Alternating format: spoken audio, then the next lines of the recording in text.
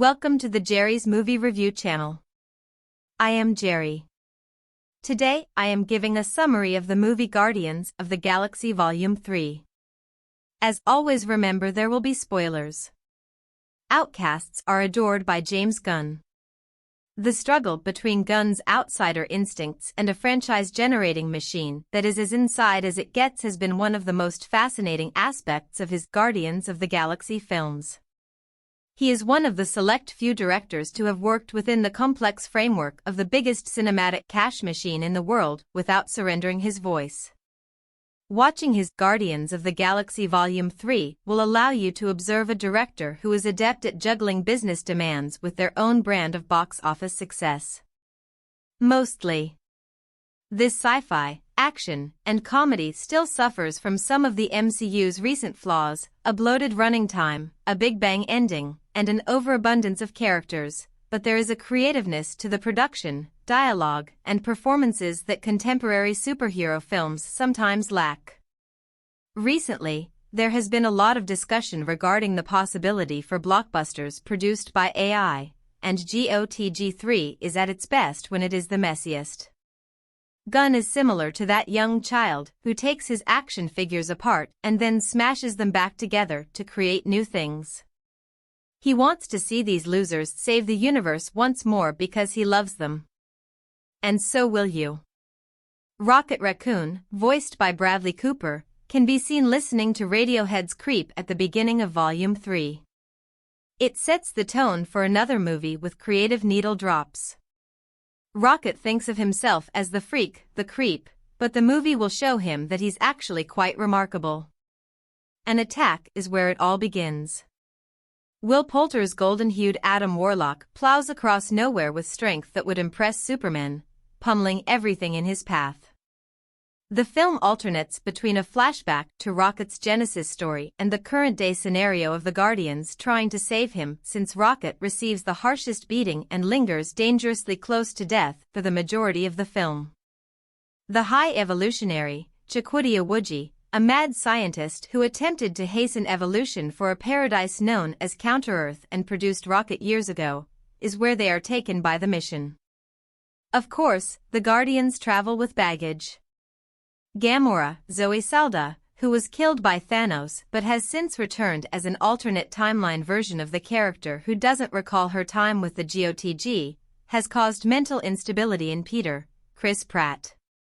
Gamora participates in the Rocket mission, but unlike the first two films, this one doesn't revolve around their romance. Many directors would have made Volume 3 about Peter and Gamora getting back together, but it's more about Rocket's backstory, allowing Pratt and Saldana to have a different kind of connection. She does particularly well in this scene by viewing the other Guardians with skepticism, particularly the one who claims to cherish a different version of her. Of course, the Guardians travel with baggage.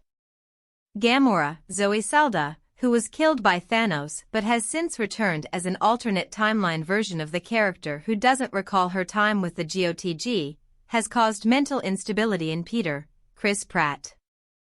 Gamora participates in the Rocket mission, but unlike the first two films, this one doesn't revolve around their romance. Many directors would have made Volume 3 about Peter and Gamora getting back together, but it's more about Rocket's backstory, allowing Pratt and Saldana to have a different kind of connection.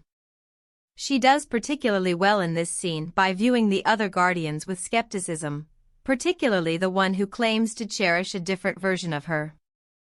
The best parts of Guardians of the Galaxy Volume 3 defy a product over art approach by being awkward and bizarre. Saying that a movie is at its best when it's less polished may sound absurd, but many modern blockbusters lack the human touch. Instead of the boring CGI that makes superhero movies look like watching someone else play a video game, it's exciting to see Gunn push through some of his really disturbing creature designs or settings that feel like they're taking place in actual physical spaces. The closing act of Volume 3 especially feels like it's checking off requirements on an MCU checklist. However, every time I thought this blockbuster was veering more toward material than art, it drew me back. It's in the details of Gunn's tiny decisions and an ensemble that, at this time, would undoubtedly support him in battle. Although Pratt has recently been phoning in some of his leading picture roles, he has always worked best as Peter Quill, a character who is both a hero and a buffoon. Pratt can get rid of some of the arrogant smarm that has gotten in the way of his prior efforts by giving him a wounded heart, and it makes us like Quill once again. Salda is having fun going back to the fundamentals of a fighter like Gamora and persuading us that she could carry an entire movie by herself. This movie is primarily on Rocket's journey through trauma to become the hero he was always destined to be. Even though the evil is a little underdeveloped, most characters are, just because the ensemble is so large, something intriguing develops in this story that goes beyond the typical hero/villain plot. Rocket's story changed when he independently resolved a challenge in the high evolutionary studies, driving the antagonist into a downward spiral of insecurity and sociopathy. I won't go into depth about Rocket's origins here. In a way, this is the tale of a wrathful god who takes offense when his creature proves to be independent and possibly even smarter than him. Stories of creations turning against their evil creators are as old as myth, but Gunn cleverly and subtly incorporates that theme into his Marvel vision to give his movie more depth than many of its competitors. Gunn considers the possibility of a bad god, one who views his creations more as experiments than as living things. Gunn's attempt to subvert the Hollywood system by bringing his fantasy to reality matches the plot wonderfully. He is the artist who desires for his works to surpass him. Everybody who has watched a Marvel movie knows that Volume 3 will finish with several team-ups and explosions, despite the fact that the movie's flashback/mission structure occasionally saps its momentum. Even so, the movie maintains Gunn's personality throughout, whether it be in the music he chooses or the vivid images that can frighten younger viewers. Recent MCU episodes have felt overwhelmingly cravenly desperate to produce just enough to make a profit. The best blockbusters don't merely sing along to well-known songs like Creep, instead, they transform them into their own. This is something that Guardians of the Galaxy Volume 3 serves as a reminder of. We're all weirdos, after all. And Gunn would agree that this also makes each of us incredibly unique. I hope you enjoyed this recap. If you did, please take a moment to like, share, and subscribe to the channel.